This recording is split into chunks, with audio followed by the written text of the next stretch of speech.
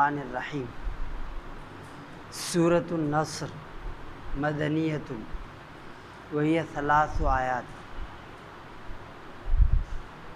اذا جاء نصر اللہ والفتح ورأیت الناس يدخلون فی دین اللہ افواجا فسبح بحمد ربک واستغفر انہ کان توابا۔ یہ سورہ نصر کے معنی مدد کے، نصرت، نصر ینصرو نصرا نصرتا، مدد کرنا۔ پہلی آیت میں یہ لفظ آیا نصر کا، نصر اللہ، اللہ کی مدد، تو اس لیے اس سورت کا نام ہے سورۃ النصر۔ ایک دوسرا نام بھی ہے اس کا سورۃ التودیع، ودع یودع، تودیع کے معنی رخصت کرنا، الوداع کہنا، کسی کو وداع کرنا۔ تو تودیع اس لیے اس کا نام ہے کہ اس میں آپ صلی اللہ علیہ وسلم کی دنیا سے سفر کی طرف اشارہ کیا گیا ہے کہ آپ صلی اللہ علیہ وسلم اب یہ آخری صورت نازل ہوئی، سب سے آخری صورت ہے، تو اس میں اشارہ ہے اس طرف کہ اب دنیا سے سفر کا وقت قریب آ گیا۔ وہ یہ 3 آیات، اس میں 3 آیتیں ہیں۔ اذا جاء نصر اللہ والفتح، جب اللہ کی مدد آ جائے، والفتح، اور فتح مکمل ہو جائے۔ فتح تو تمام مفسرین اس مراد لیتے ہیں فتح مکہ، ان مکہ مکرمہ کی فتح، چونکہ مکہ مکرمہ جو ہے وہ اللہ کی دار السلطنت ہے، اس زمین پر اللہ کا گھر ہے وہاں۔ تو قریش جو تھے وہ سب کے رئیس رؤسا سمجھے جاتے تھے، تو دوسرے لوگ جو تھے وہ بھی سمجھتے تھے کہ اسلام برحق ہے، آپ صلی اللہ علیہ وسلم کی دعوت برحق ہے، لیکن وہ اس انتظار میں تھے کہ یہ مکے والے کب قبول کرتے ہیں، اگر یہ مان لیں تو پھر ہم مان لیں گے۔ ان بات تو ان کو سمجھ میں آ رہی تھی کہ بات سچی ہے، لیکن یہ کہ بیت اللہ کے جو متولی ہیں وہ مانیں تو ہم، تو تذبذب، جھجک جو تھی اس وجہ سے تھی۔ جب فتح مکہ ہو گیا تو پھر لوگ جوق در جوق، جماعت کی جماعت، وفود کی وفود، یعنی 700 لوگ وہ آتے، اسلام قبول کرتے، 400 700 وفود کی شکل میں۔ اس سے پہلے 2 3 4 ایسے لوگ اسلام قبول کرتے، لیکن فتح مکہ کے بعد پھر وفود کے وفود آنے لگے، جماعت کی جماعتیں آپ صلی اللہ علیہ وسلم خدمت میں اسلام قبول کرنے کے لیے۔ اور اسی لیے 9 ہجری کو کہا جاتا ہے، سن 8 ہجری میں مکہ فتح ہوا رمضان شریف میں۔ 9 ہجری کو پورے سال کہا جاتا ہے عام الوفود، یعنی وفود کا سال۔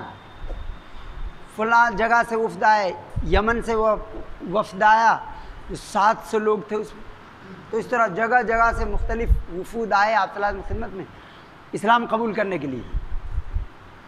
اذا جاء نصر اللہ والفتح، جب اللہ کی مدد آ جائے، والفتح، اور فتح مکمل ہو جائے، ورأیت الناس، اور آپ لوگوں کو دیکھو، یدخلون فی دین اللہ افواجا، کہ وہ اللہ کے دین میں جماعت کی جماعت، فوج کی فوج داخل ہو رہے ہیں۔ جو اسلام ہے اس کو خوشی خوشی قبول کرتے، اور یہ ہے کہ زبردستی کی بھی نہیں جا سکتی، چونکہ یہ دل کا معاملہ ہے، نظریے کا معاملہ ہے، اس میں زبردستی نہیں کر سکتا آدمی کہ دل کو پلٹ دے، ایسے نہیں ہو سکتا، چونکہ یہ تو دل سے ماننا ہوتا ہے، اس میں زبردستی ہو ہی نہیں سکتی۔ اگر کوئی کہتا ہے زبردستی، یہ جھوٹ بولتا ہو، چونکہ دل میں نظریہ ہے آدمی، وہ زبان سے کہہ دے کہ میں اسے صحیح مانتا ہوں، اور دل میں وہ سمجھتا ہے کہ غلط مانتا ہوں، تو وہ فالو نہیں کرے گا، اسے مانے گا نہیں۔ یدخلون فی دین اللہ افواجا، اللہ کے دین میں وہ جماعت کی جماعت داخل ہوتے ہیں۔ آپ دیکھو کہ لوگ داخل ہو رہے ہیں اللہ کے دین میں، جماعت، اللہ کے دین، یہ اللہ کا دین فرمایا، یعنی یہ عزت کے لیے، عظمت کو بڑھائی، اللہ دین کی بڑائی بیان کرنے کے لیے کہ اللہ کا ہے یہ دین، یعنی کسی کا نہیں ہے، کسی اور کا نہیں ہے۔ اس لیے اگر کوئی آدمی اللہ کے دین کے علاوہ اپنی خاص جماعت کی طرف، اپنے خاص سوچ کی طرف، نظریات کی طرف، اپنی کسی سوسائٹی کی طرف بلاتا ہے وہ کہ جی ہمارے میں شامل ہو جاؤ، فلاح پا جاؤ گے، باقی تو سب ایسے ہی ہیں، ان پہ کچھ بھروسہ نہیں۔ تو یہ سوچ صحیح نہیں ہے، یعنی اللہ کے دین کی طرف دعوت دے، کسی شخصیت کی طرف نہیں کہ فلاں یہ بزرگ یہی ہیں سب سے بڑے بزرگ، انڈیا کے یا دنیا کے سب سے بڑے بزرگ یہی ہیں جو ہمارے ساتھ ہیں، جو میرے بزرگ ہیں وہی ہیں سب سے بڑے بزرگ۔ تو یہ سوچ صحیح نہیں، یہ عصبیت ہے۔ عصبیت کا مطلب وہ یہ ہوتا ہے کہ اپنے آدمی کی طرفداری کرنا چاہے وہ ناحق ہو۔ تو اس سے آپ صلی اللہ علیہ وسلم نے منع فرمایا عصبیت سے۔ تو آج جو ہم اسی کا شکار ہو گئے، یہ کہ ہمارا قبیلہ، ہمارا آدمی، ہماری برادری کا ہے، وہ غلطی پر ہے لیکن اس کی سپورٹ کریں گے چونکہ ہمارا آدمی ہو۔ یہی جاہلیت میں وہ لوگ کرتے تھے، چونکہ ہمارا آدمی سپورٹ کریں گے، یہ ہماری جماعت ہے اس لیے ہر حال میں سپورٹ کریں گے، وہ غلطی بھی کرے تب بھی، اور پھر ہماری جماعت ہے اس لیے وہ غلطی نہیں کر سکتی، ہمارا آدمی ہے وہ تو بزرگ ہے، اس سے گناہ ہو ہی نہیں سکتا۔ یہ سوچ صحیح نہیں۔ تو اسی لیے اللہ نے فرمایا ادخلون فی دین اللہ افواجا، کہ اللہ کے دین میں وہ داخل ہوتے ہیں۔ اسے ناقۃ اللہ فرمایا، اللہ کی اونٹنی، بیت اللہ، اللہ کا گھر، یہ عزت افزائی کے لیے فرمایا اللہ کا گھر، ورنہ تمام مسجدیں سب اللہ کا گھر ہے، لیکن اسے بیت اللہ کعبہ کہا جاتا ہے۔ اس عزت افزائی سب سے پہلا گھر ہے وہ جو عبادت کے لیے بنایا گیا ہے۔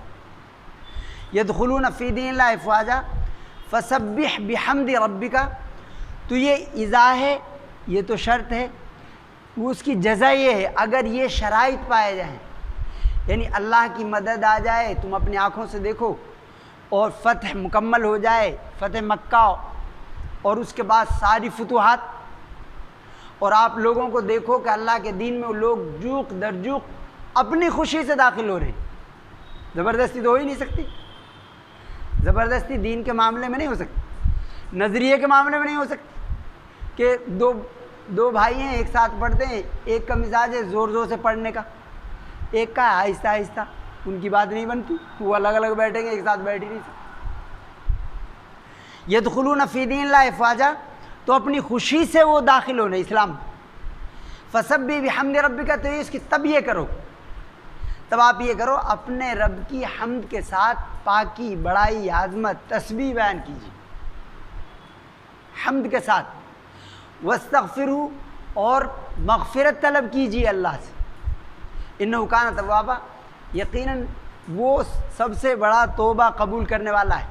یعنی کوئی کفر و شرک سب سے بڑا گناہ ہے اس زمین کا، اگر کفر و شرک سے کوئی توبہ کرتا ہے، کلمہ پڑھ لیتا ہے تو اللہ اسے معاف کر دیتا ہے، اس کو سارے پہلے گناہ معاف کر دیے۔ ان الاسلام یہدی ما کان قبلہ، ان اسلام جو ہے اس سے پہلے جتنے گناہ تھے ان کو سب کو صاف کر دیتا ہے، ختم کر دیتا ہے۔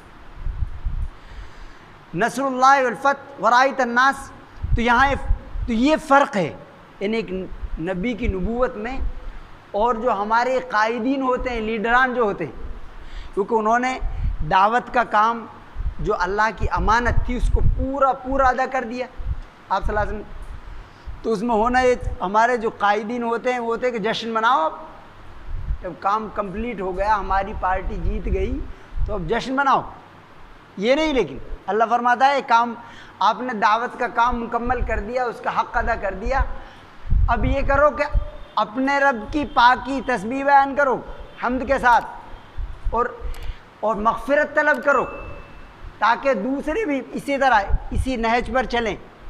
یعنی آپ صلی اللہ علیہ وسلم نماز ادا کرتے تو نماز کے فوراً بعد فرماتے استغفر اللہ، استغفر، 3 بار استغفر اللہ، یعنی کتنا تو بڑا کام کیا۔ اور آپ جیسی نماز کوئی پڑھ نہیں سکتا، آپ نے دنیا والوں کو سکھائی نماز، آپ صلی اللہ علیہ وسلم کو جو خلوص اخلاص جو نبی کی نماز میں ہوتا ہے کسی اور کی ہو نہیں سکتا۔ لیکن ایسے جیسے کوئی گناہ ہو گیا ہو، استغفر اللہ استغفر اللہ 3 بار فرما رہے ہیں نماز کے بعد۔ تو یہ ادب سکھایا اسلام نے، یہ ادب سکھایا مسلمانوں کو کہ وہ اپنے کسی عمل پر، اپنی کسی دینی خدمت پر فخر نہ کریں، غرور نہ کریں، چونکہ یہ تو اللہ کی توفیق سے ہوا ہے، وہ چاہتا اپنے گھر میں نہ بلاتا۔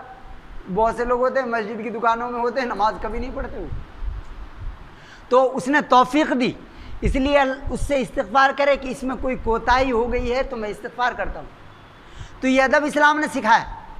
تو یہاں بھی اذا جاء نصر اللہ، اللہ فرماتا ہے جب اللہ کی مدد آ جائے، تو اللہ کی مدد پوری طرح سے انہوں نے جان جوخم میں ڈالی، اللہ کے دین کو ایمان کی دعوت لوگوں کو دی. اسی کا نقشہ اللہ نے دوسری جگہ کہ پہلی قوموں کے بارے میں فرمایا. وہ فرمایا کہ مستہم الباساء والضراء، ان کے پاس مصائب آئے، باسا والضراء، مصیبتوں نے ان کو گھیر لیا ہر طرف سے، مظالم کے پہاڑ ان پر توڑے گئے. حتیٰ زلزلوا یعنی ان کو ہلا دیا گیا. وزلزلوا حتیٰ یقول الرسول والذین آمنوا معہ، یہاں تک کہ رسول اور ان کے جو ساتھی ہیں صحابی وہ کہنے لگے متی نصر اللہ، اللہ کی مدد کب آئے گی؟ متی نصر اللہ، اللہ کی مدد کب آئے گی؟ الا ان نصر اللہ قریب، اللہ فرماتا ہے کہ اللہ کی مدد قریب ہے. اللہ تو شہرگ سے زیادہ قریب ہے، اللہ کی مدد قریب ہے. اس لیے مایوسی اسلام میں جائز نہیں، حالات جیسے بھی ہوں. چونکہ حکومت تو اس کی ہے، اس کی زمین ہے، اس کے سب بندے ہیں، تو اس کی رحمت سے، اس کی نصرت سے مایوس ہونا اسلام میں جائز ہی نہیں کہ بھائی مایوس ہو گیا، زندگی سے مایوس ہو گیا، خودکشی کر لی. ایسا نہیں، خودکشی کرنا حرام ہے، جائز ہی نہیں. تو یہاں یہ فرمایا کہ جب اللہ کی مدد آ جائے اور فتح ہو جائے تو پھر آپ خوب استغفار کیجیے. ورائت الناس، آپ لوگوں کو دیکھیں کہ وہ داخل ہو رہے ہیں اللہ کے دین میں. اللہ کے دین یمن سے آئے 700 لوگ، اور وہ راستے میں اذانیں دیتے ہوئے آئے 400 فٹ. اور آپ صلی اللہ علیہ وسلم یہ فرماتے کہ ان کے جانے کا توشہ بھی دیتے، یعنی جب واپسی کے لیے توشہ بھی دیتے. ان 400 لوگ ایک مرتبہ آئے، حضرت عمر سے فرمایا کہ ان کو توشہ دو واپسی کا. ان کا جی اللہ کے رسول کچھ بھی نہیں. ان کا کہ نہیں، وہ کھجور کا جو درخت ہے اس میں سے کھجور دو. اور وہ کھجور اس میں تھوڑے سے تو وہ سب کے لیے کافی ہو گئے، سب کو دیے وہ 400 لوگوں کو. ورائت الناس یدخلون فی دین اللہ افواجا. تو اس میں جب یہ صورت نازل ہوئی تو آپ صلی اللہ علیہ وسلم نے صحابہ کو سنایا، صحابہ کو یہ صورت سنائی تو سب خوشی کا اظہار کیا. اس میں چونکہ اللہ کی مدد اور فتح کی خوشخبری سنائی گئی ہے تو اس لیے وہ خوشی ہوئے، سب خوش ہوئے.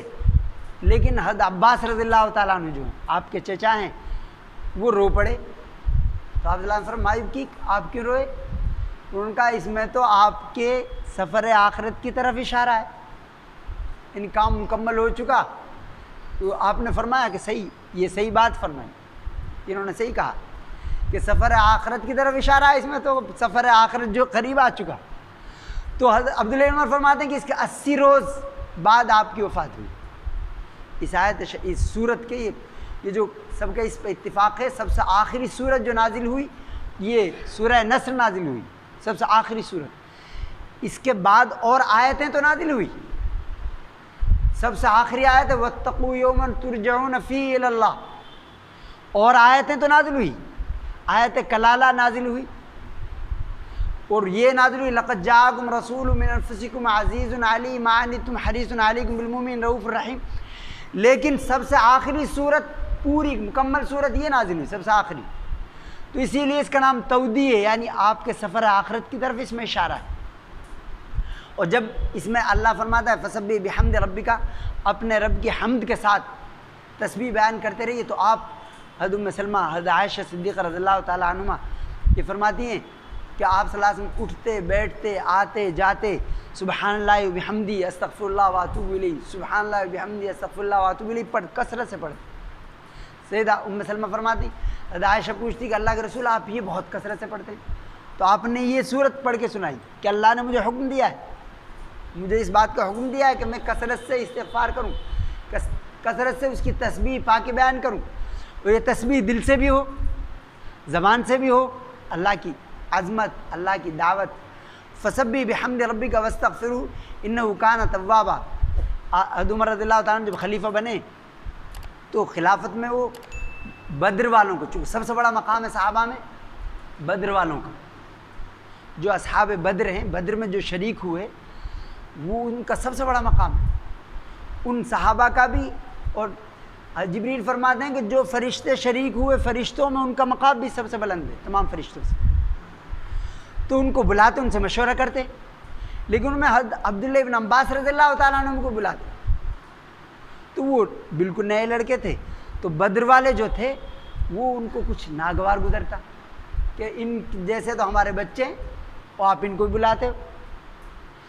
تو بعض روایت میں صراحت ہے کہ وہ عبد الرحمن بن عوف رضی اللہ تعالیٰ عنہ، انہوں نے کہا کہ ان جیسے تو ہمارے بچے ہیں، آپ ان کو بھی بلاتے ہو، شریک کرتے ہو مشورے میں۔ عبداللہ ابن عباس ہوتے ہیں کہ علم سے آدمی اوپر چلا جاتا ہے، ذو العلم انا ینزل یکرم، وہ کہاوت ہے کہ علم والا جہاں جاتا ہے اس کی تعظیم کی جاتی ہے، اس کا اکرام کیا جاتا ہے، اور جہالت سے کسی کی تعظیم نہیں کی جاتی۔ تو علم کی وجہ سے حضرت عبداللہ ابن عباس ان کو تو ایک مرتبہ ان کو بلایا اور بدر والوں کو بلایا آپ صلی اللہ علیہ وسلم، عمر فاروق رضی اللہ تعالیٰ عنہ خلیفہ تھے اس وقت۔ یہ حضرت عبداللہ ابن عباس فرماتے ہیں کہ میں سمجھ گیا کہ یہاں امتحان مقصود ہے، سب کو بلا کے، وہ تو امتحان قرآن سے ہی لیتے تھے، ہم تو قرآن سے نہیں لیتے، قرآن کو تو ہم نے پیچھے کر دیا، اس کی میننگ بھی نہیں جاننے کی کوشش کرتے، دوسری چیزوں میں ماسٹر ہے، مجھے قرآن تو نہیں آتی، تجوید الحروف معرفت الوقوف میں کچھ نہیں آتا، ترتیل تجوید کچھ نہیں آتا، اور وہ آدمی بھی بڑا ہے، پھر آدمی بڑا کیسے ہو سکتا ہے جسے قرآن نہیں آتا؟ اللہ کی کتاب جو سب سے بڑی کتاب ہے، اس کے الفاظ اس کے معنی جسے نہ آتے ہوں، وہ بڑا آدمی کیسے ہو سکتا ہے؟ تو وہ بڑائی کو جو ناپتے تھے ان کے ہاں پیمانہ وہ تھا صحابہ کے ہاں کہ قرآن کے احکام، اس کے معنی، اس کے الفاظ اسے کتنے یاد، تو اسی سے وہ امتحان لیتے۔ تو حضرت عمر فاروق رضی اللہ تعالیٰ نے یہی آیت، یہ سورۃ کریمہ پڑھی اور پھر پوچھا کہ آپ اس سے کیا سمجھتے ہو؟ بدر والوں سے، ان سے صحابہ سے پوچھا، تو لوگوں نے بتایا کہ جی اس سے یہ ہے کہ جب فتح ہو جائے، اللہ کی مدد آ جائے، تو پھر ہمیں تسبیح کا، تقدیس کا، استغفار کا حکم دیا گیا۔ دوسرے کچھ تم بتاؤ، کچھ خاموش رہے، کچھ نے اسی کی تائید کی جی یہ بات۔ پھر حضرت عبداللہ ابن عباس سے پوچھا کہ تمہاری کیا رائے ہے، تم کیا کہتے ہو؟ تو انہوں نے کہا اس میں آپ صلی اللہ اجل، یعنی آپ صلی اللہ علیہ وسلم کے دنیا سے سفر آخرت کی طرف اشارہ ہے۔ انہوں نے کہا کہ میں بھی یہ سمجھتا ہوں جو تم کہتے ہو، کیونکہ اسی لیے پھر بتایا کہ یہی وجہ ہے جو میں ان کو بلاتا ہوں، ان کے علم کی وجہ سے، علمی مقام ان کا بڑا بلند ہے۔ تو اس میں اشارہ فسبح بحمد ربک واستغفرہ انہ کان توابا، تو آپ کثرت سے استغفار کرتے۔ جابر بن عبداللہ رضی اللہ تعالیٰ عنہما وہ فرماتے ہیں ان کے ایک پڑوسی تھے، وہ سفر سے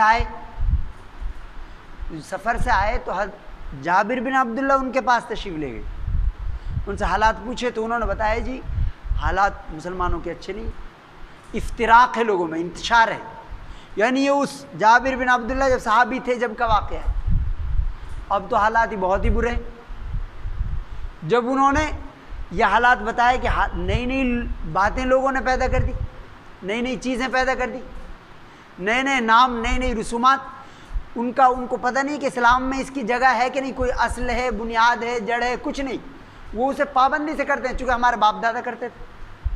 یہ نام بھی جیسے چالم وغیرہ، یہ سب یہ ایسی چیزیں ہیں، ان کو یہ پتہ نہیں اس کی اصلیت کیا ہے، یعنی اسے دشمنان اسلام کرتے ہیں کہ اسلام کے جو داعی ہیں وہ کرتے ہیں، صحابہ نے کیا کہ ایسا، اس سے کوئی مطلب نہیں، وہ کرتے ہیں کہ جی ہم نے ایسے ہی کرتے ہوئے دیکھا، ایسے ہی کریں گے۔ تو اس سے افتراق سے، انتشار سے، مسلمانوں میں پھوٹ سے اور نئی نئی چیزیں پیدا کرنے کی وجہ سے وہ ان کو تکلیف ہوئی اور وہ رو پڑے۔ تو انہوں نے پوچھا کہ آپ رو پڑے؟ ان کا ہاں میں نے سنا ہے آپ صلی اللہ علیہ وسلم نے فرمایا تھا کہ لوگ الناس یدخلون فی دین اللہ افواجا، کہ لوگ اللہ کے دین میں داخل ہوں گے جماعت کی جماعتیں، وفود کے وفود داخل ہوں گے، وَسَيَخْرُجُونَ مِنْهُ أَفْوَاجًا، اور اسی طرح جماعت کی جماعتیں اس سے نکلیں گے، اس دین سے، اللہ کے دین سے، یعنی اپنے دین کو تو مانتے ہیں، اپنے دین کا ہو، کچھ بھی نظریہ ہو، سوچ ہو، اللہ کے دین سے وَسَيَخْرُجُونَ مِنْهُ أَفْوَاجًا، اسی طرح نکل بھی جائیں گے، وہ جماعت کی جماعتیں نکل جائیں گی۔ اب ایک مسلمان ایک دوسرے کے خلاف ہے، ایک دوسرے کو کافر کہہ دیتے ہیں بڑی آسانی سے، تو یہ کتنی خطرناک چیز، تو اس پر رو پڑے۔ جابر بن عبداللہ رضی اللہ تعالیٰ عنہ نے فرمائے اسی طرح وہ نکل بھی جائیں گے۔ فَلِلَّهِ الْحَمْدُ رَبِّ السَّمَاوَاتِ وَرَبِّ الْأَرْضِ رَبِّ الْعَالَمِينَ وَلَهُ الْكِبْرِيَاءُ فِي السَّمَاوَاتِ وَالْأَرْضِ وَالْعَزِيزُ الْحَكِيمُ اللهم صل على محمد وعلى آل محمد كما صليت على إبراهيم وعلى آل إبراهيم إنك حميد مجيد اللهم بارك على محمد وعلى آل محمد كما باركت على إبراهيم وعلى آل إبراهيم إنك حميد مجيد۔ یا اللہ محض فضل سے محض رحمت سے بغیر استحقاق کے ہمارے گناہوں کو معاف فرما. یا اللہ ہماری خطاؤں کو درگزر فرما. یا اللہ ہر کفر کو ہر شرک کو اسلام اور ایمان میں تبدیل فرما. یا اللہ ہر معصیت اور گناہ کو اطاعت میں تبدیل فرما. یا اللہ جو پریشان حال میں پریشانی دور فرما. یا اللہ جو بیمار ہیں ان کو شفا کل نصیب فرما. یا اللہ ہمارے ساتھی محمد اسلم صاحب ان کی اہلیہ کی طبیعت خراب محض فضل سے تمام بیماروں کو شفا کلی نصیب فرما. یا اللہ ان کی اہلیہ کو شفا کاملہ عاجل مستمرہ نصیب فرما. یا اللہ جو ناجائز مقدمات میں ماخوذ ہیں گرفتار ہیں ان کو بری اور رہا فرما. اللہ خاص طور سے مولانا کلیم صدیقی دامت برکاتہم، حافظ ادریس حفظہ اللہ. یا اللہ اور تمام جتنے مسلمان اور جتنے مظلومین ہیں سب کی رہائی کا غیب سے نظم فرما. یا اللہ جب تک ہمیں زندہ رکھ اسلام پر ایمان پر قرآن و سنت پر زندہ رکھ، جب موت دے ایمان عطا فرما. یا اللہ اپنی سچی محبت سچی معرفت پیدا فرما. اپنے رسول پاک صلی اللہ علیہ وآلہ وصحبہ وسلم کی سچی محبت سچی اطاعت پیدا فرما. یا اللہ ہمارے افراد کی ہمارے اداروں کی حفاظت فرما. ہماری جان مال عزت آبرو کی حفاظت فرما. یا اللہ جب تک ہمیں زندہ رکھ اسلام پر ایمان پر قرآن و سنت پر زندہ رکھ، جب موت دے ایمان عطا فرما. اللہم انا نسألک من خیر ما سالک منہ نبیک محمد صلی اللہ علیہ وآلہ وصحبہ وسلم، ونعوذ بک من شر ما استعاذ منہ نبیک محمد صلی اللہ علیہ وآلہ وصحبہ وسلم. وانت المستعان وعلیک البلاغ ولا حول ولا قوة الا باللہ. وصلی اللہ علی خیر خلق محمد وآلہ وصحبہ وسلم برحمتک یا رب.